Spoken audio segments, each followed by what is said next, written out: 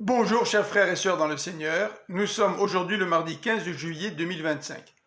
Voici le texte pour cette pensée biblique quotidienne, Néhémie chapitre 8. En voici le titre, une lecture de la loi efficace. À partir du verset 5, le chapitre 7 se consacre au registre généalogique de ceux qui étaient revenus de l'exil. Au chapitre 8, Esdras revient en scène pour lire la loi de Moïse devant tout le peuple. Les Lévites qui étaient avec lui n'ont pas seulement lu le Pentateuque, mais en ont aussi expliqué le sens.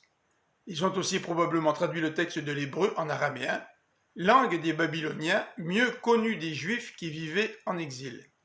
Cette écoute de la loi eut deux effets. Premièrement, tout le peuple se mit à pleurer, ayant probablement compris son péché et la raison pour laquelle il avait été expatrié en Babylone. Mais Esdras et les Lévites dirent à tous que c'était un jour de fête et non de deuil. L'Éternel ne s'attendait pas à ce que Juda reste dans une perpétuelle tristesse, mais qu'il trouve en Dieu une joie qui vient de lui.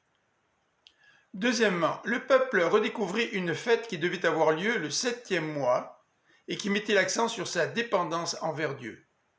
Les Israélites devaient construire et habiter des cabanes pendant 7 jours, pour se souvenir de leur séjour dans le désert et souligner la fin de la moisson.